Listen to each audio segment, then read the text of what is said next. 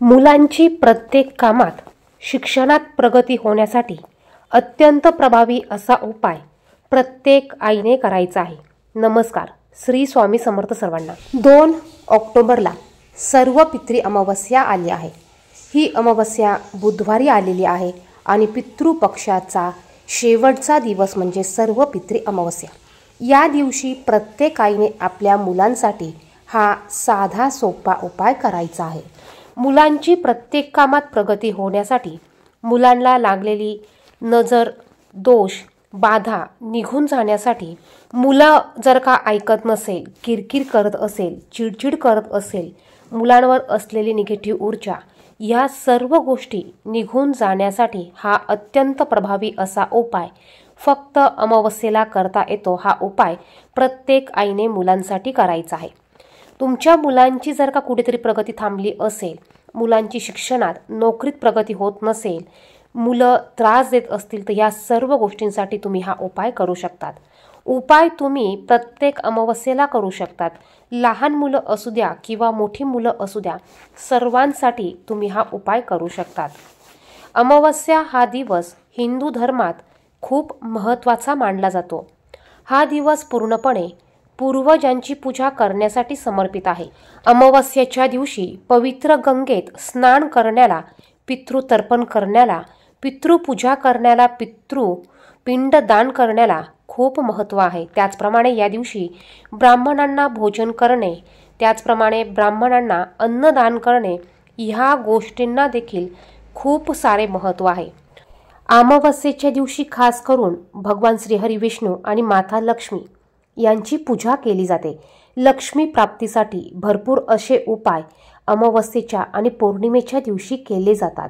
त्याचप्रमाणे आपल्या घरात असलेली निगेटिव्ह ऊर्जा, वाईट बाधा घालवण्यासाठी देखील आपण अमावस्येच्या दिवशी आवर्जून उपाय करू शकतो।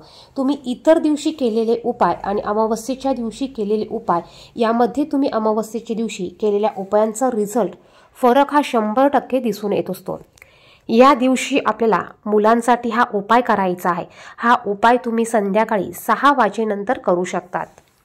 चॅनेलवर जर का तुम्ही नवीन असाल तर असेच माहितीचे व्हिडिओ बघण्यासाठी चॅनेलला सबस्क्राईब करा आणि बाजूच्या बेल आयकॉनला प्रेस करा। अमावस्येच्या दिवशी सकाळी उठल्यावर तुम्हाला अंघोळीच्या पाण्यामध्ये थोडंसं गोमतीर, गंगाजल टाकून त्या पाण्याने अंघोळ करायची आहे।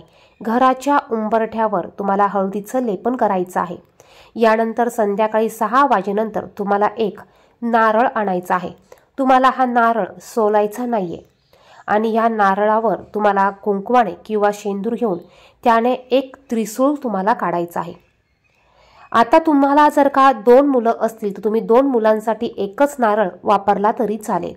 आणि जर का तुम्हाला 3 मुलं असतील किंवा एकच मुलगा असेल तर तुम्हाला एकच नारळ हा वापरायचा आहे। जर का तुम्हाला तुमच्या घराची देखील दृष्ट किंवा नजर काढायची असेल तर तुम्हाला याच पद्धतीने काढायची आहे आणि त्यासाठी तुम्हाला हा नारळ वेगळा घ्यावा लागणार आहे। सर्वात अगोदर आपण मुलांची नजर किंवा उतारा कसा करायचा ते पाहू। मुलांना तुम्ही घरात, तुमच्या देवघरामध्ये बसवू शकतात। पूर्व, पश्चिम कुठल्याही दिशेला तोंड केलं तरी चालेल, फक्त तुम्हाला दक्षिण दिशेला तोंड करून बसवायचं नाहीये। यानंतर नारळाची शेंडी समोर येईल या पद्धतीने नारळ आपल्याला हातात धरायचा आहे आणि मुलांवरून हा नारळ 7 वेळा उतरवून घ्यायचा आहे। वरून खाली अशा पद्धतीने क्लॉकवाईज आपल्याला 7 वेळा हा नारळ उतरवून घ्यायचा आहे।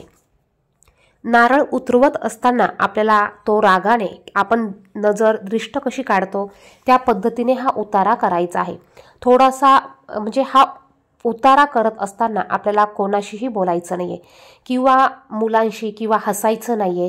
तर हा उतारा करत असताना कोणी डिस्टर्ब करणार नाही, कोणी मध्ये अडवणार नाही किंवा बोलणार नाही। ह्या गोष्टी बघून तुम्हाला हा उतारा करायचा आहे। तुम्हाला 7 वेळा त्या मुलावरून नारळ उतरवून घेतल्यानंतर तुम्हाला मुलांची असलेली इडापिडा सर्व निघून जाऊ दे। वाईट बाधा, वाईट शक्ती असेल ती निघून जाऊ दे। कोणी करणी बाधा केली असेल, नजर दोष लावले असतील तर ते देखील निघून जाऊ दे असं तुम्हाला म्हणायचं आहे। आणि ज्यावेळेस तुम्ही हा नारळाचा उतारा करतात त्यावेळेस मुलात असलेले सर्व दोष ह्या नारळामध्ये येत असतात। त्यामुळे उतारा केल्यानंतर तुम्हाला हा नारळ घरात ठेवायचा नाहीये।